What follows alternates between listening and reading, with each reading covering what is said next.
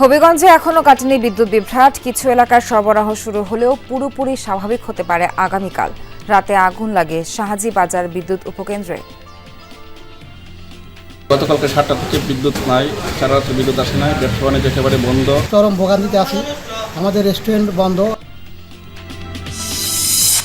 মেহেরপুরের কমিউনিটি ক্লিনিকগুলোয় 7 মাস ধরে বন্ধ ওষুধ সরবরাহ, ব্যাহত প্রান্তিক জনগোষ্ঠীর স্বাস্থ্যসেবা।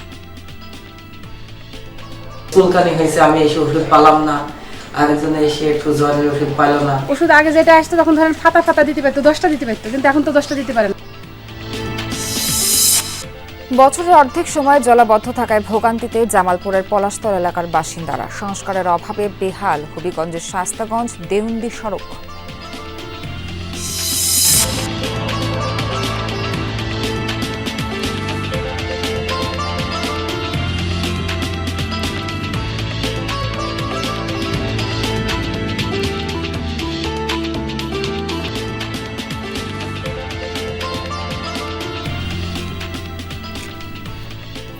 স্বাগত সবাইকে, আমন্ত্রণ সংবাদ সারা দেশে। এতক্ষণ শিরোনাম দেখছিলেন, পুরো খবর জানাতে সঙ্গে আছি নাবিলা সোহার। প্রায় 17 ঘন্টা ধরে বিদ্যুৎহীন হবিগঞ্জের বেশিরভাগ এলাকা। শাহজিবাজার বিদ্যুৎ উপকেন্দ্রে আগুন লাগায় গতকাল সন্ধ্যা থেকে বিদ্যুৎ বিচ্ছিন্ন হয়ে পড়ে গোটা জেলা।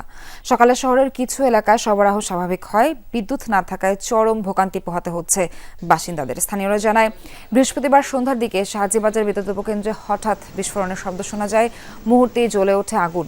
বিদ্যুৎ বিচ্ছিন্ন হয়ে পড়ে পুরো জেলা। হবিগঞ্জ পিডিবির নির্বাহী প্রকৌশলী জানান, শাহজিবাজার পাওয়ার গ্রিড থেকে গোটা জেলায় বিদ্যুৎ সরবরাহ করা হতো।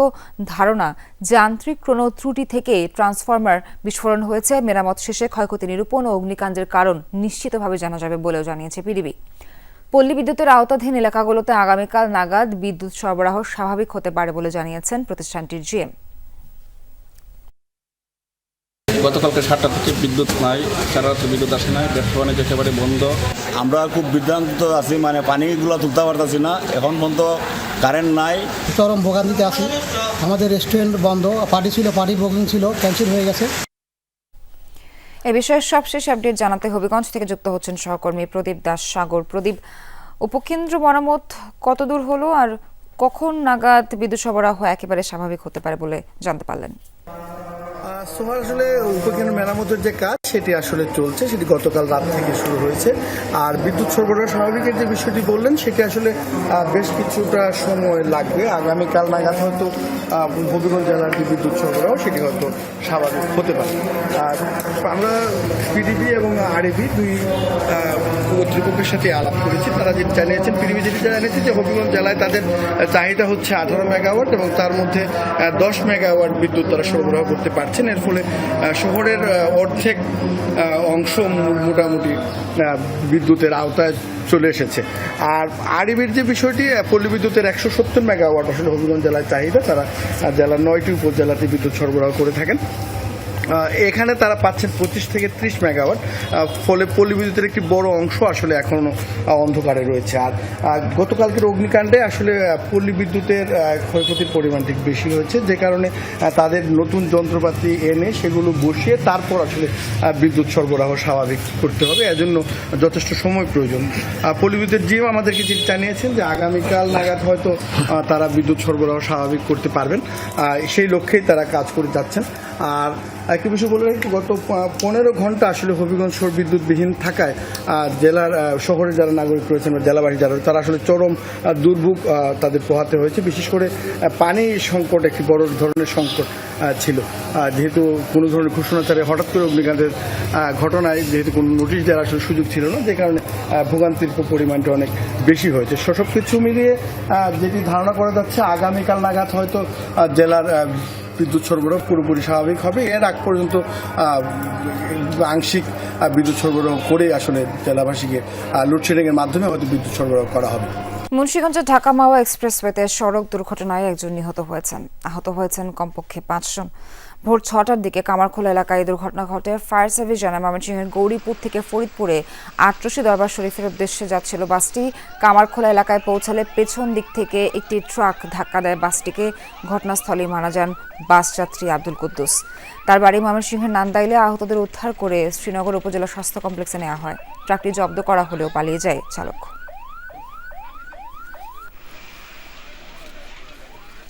পটুয়াখালীর বাউফলে স্ত্রীকে হত্যার দুদিন পর থানায় আত্মসমর্পণ করেছে স্বামী। পুলিশ জানায়, নিহত সালমা আক্তার নুরায়ণপুর নেসারিয়া ডিগ্রি মাদ্রাসার বাংলা বিভাগের প্রভাষক ছিলেন। পারিবারিক কলহের জের ধরে বুধবার বিকেলে স্বামী সরওয়ার হোসেন দা দিয়ে স্ত্রী সালমার ঘাড়ে আঘাত করেন। এতে ঘটনাস্থলেই মারা যান তিনি। এর পরপরই 4 বছর বয়সী সন্তানকে নিয়ে পালিয়ে যান সরওয়ার। শুক্রবার ভোরের দিকে সন্তানসহ বাউফল থানায় গিয়ে আত্মসমর্পণ করেন তিনি। পরে তার দেয়া তথ্যের ভিত্তিতে চন্দ্রপাড়া গ্রামে ভাড়া বাসা থেকে সালমার মরদেহ উদ্ধার করে পুলিশ। স্ত্রীর পরকীয়ার সন্দেহ থেকে এই হত্যাকাণ্ড বলে প্রাথমিক জিজ্ঞাসাবাদে স্বীকার করেছেন সরওয়ার, এমনটা জানিয়েছে পুলিশ। যার মৃত্যুতে বদলে গিয়েছিল জুলাই আন্দোলনের গতিপথ, সে আবু সাইদের চলে যাওয়ার 1 বছর পেরিয়েছে। ছেলের শোকে এখনও কাতর বৃদ্ধ মা বাবা সহ স্বজনরা। দ্রুত বিচার দেখার অপেক্ষায় তারা। জুলাই বিপ্লবে অংশ নেওয়া সব পক্ষকে ঐক্যবদ্ধ থাকার আহ্বান পরিবারের। 16 জুলাই 2024 বৈষম্য বিরোধী ছাত্র আন্দোলনে উত্তাল রংপুর। সেদিন এভাবেই মৃত্যুকে আলিঙ্গন করে নেন আবু সাইদ। বদলে যায় জুলাই আন্দোলনের গতিপথ। পীরগঞ্জের বাবনপুরে এই কবরেই চিরনিদ্রায় শায়িত আবু সাইদ। পেরিয়ে গেছে 1 বছর। ছেলের স্মৃতি আঁকড়ে বেঁচে আছেন বৃদ্ধ মা। সন্তান হত্যার বিচার পাওয়ার অপেক্ষায় দিন গুনছেন তিনি। গরিবের দিক দেখি, গরিবের আশা দেখি, গরিবের ঘরের দিকে কেউ দেখে না, সহায়তা করে না। যার টাকা আছে তাকে সহায়তা করে, তার টাকা নাই তাকে সহায়তা করে না। এই জন্য আমার ছেলে জীবন দিছে। আমার ছেলে যদি এটা যদি করে সরকারে, তাহলে আমার ছেলের আত্মারা শান্তি হবে, আমার ছেলে শহীদের দরবারে যাবি। মকবুল হোসেন শহীদ আবু সাইদের বাবা। তিনিও চান দ্রুততম সময়ে সন্তান হত্যার বিচার। শরীফুল না কি নাম, তাকে মুক্তি চাওছে, ছাত্ররা আন্দোলন করেছে।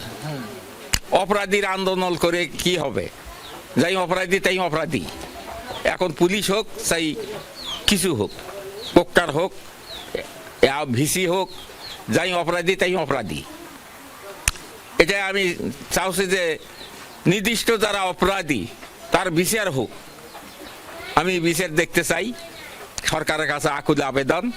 জুলাইয়ের উত্তাল দিনগুলো ভোলেননি সাইদের ভাইয়েরা। ঐক্যবদ্ধভাবে দেশকে গণতান্ত্রিক প্রক্রিয়ায় এগিয়ে নেয়ার আহ্বান তাদের।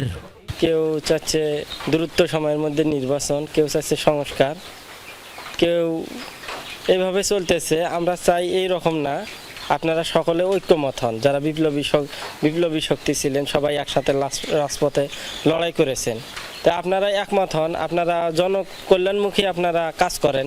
যে বৈষম্যের কারণে সে জীবন দিল, দেশের একটা স্বাধীনতা, নতুন স্বাধীনতা আসলো।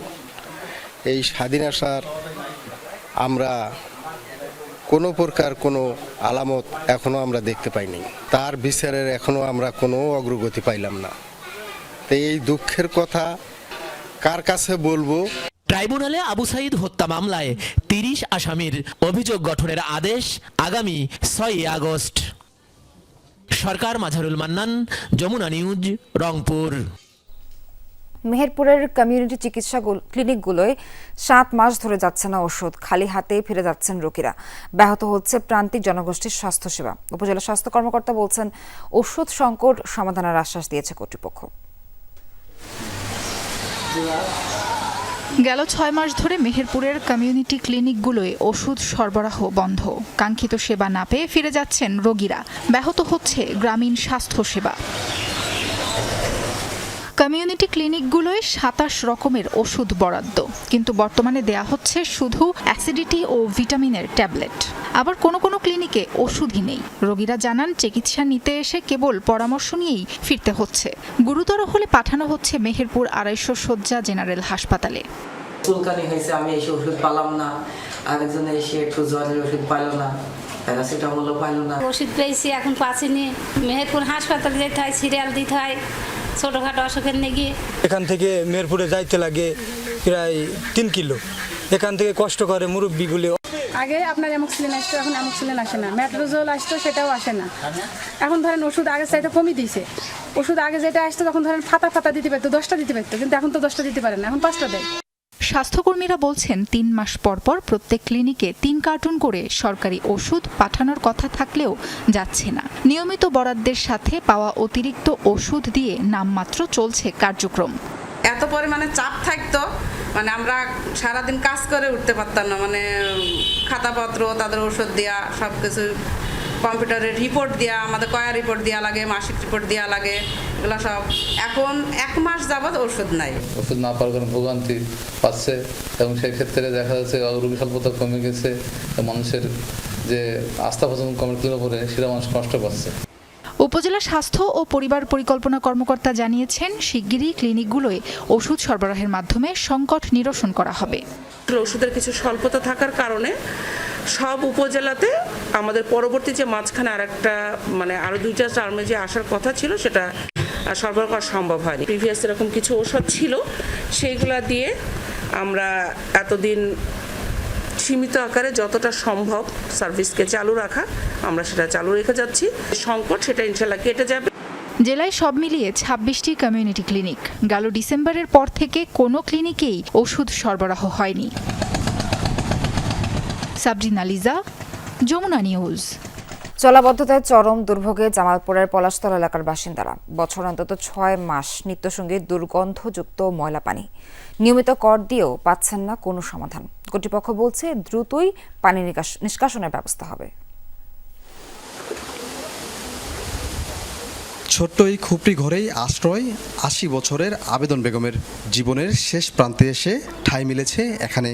কিন্তু গেল ৪-৫ বছর ধরে বছরের ৬ মাস ময়লা পানি জমে থাকে ঘর আর উঠানে। এখানেও শান্তি নেই বৃদ্ধা আবেদন বেগমের জীবনে। পানি মধ্যে বাঁচতাছি, এলা পরশম পায়খানা কোনো জায়গা নাই, এলা গোসল করার জায়গা নাই, দেখা মহিলারা জুনাইছে কোনো আনি যাওয়ার হয়নি। কত কষ্ট হয়েছে করতে বাইরেও বড় হয় না। প্রথম শ্রেণীর পৌরসভার ১০ নম্বর ওয়ার্ডের হাটচন্দ্রা, পলাশতলা ও কাজিরাখ এলাকার প্রায় ২০০ পরিবার পানির সঙ্গে এমন যুদ্ধে জীবন পার করছে। একটি মাত্র ইটের সোলিং করা সড়ক, তাও কয়েক মাস থেকে পানির নিচে। শিক্ষার্থী কিংবা রোগীদের যাতায়াত সব ক্ষেত্রেই ভোগান্তি চরমে। পানিবাহিত রোগ বলা যায় নিত্যসঙ্গী।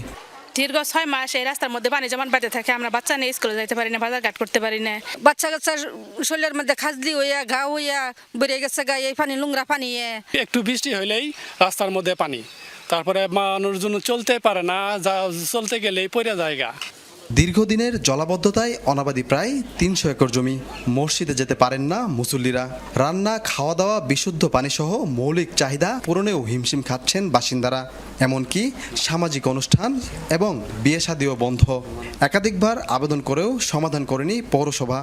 পানির জন্য আসা যায় না, মুসল্লিরা নামাজ পড়তে পারে না, পায়জামা লঙ্গি ভিজে যায়, হাঁটুর উপরে কাপড় তোলা লাগে। পুরোটা বন্ধ হয়ে ধান হইতো, 2 মৌসুমের ধান হইতো, এখন একটা মৌসুমের ধানও হচ্ছে না। আমরা ট্যাক্স দেই, আমরা সরকারের যা যা পৌরসভার ভিত্তিতে করার লাগে আমরা সবই করি, কিন্তু আমরা যে পানির মধ্যে বাস করতেছি আমাদের কোনো খোঁজ খবর নিতেছে না।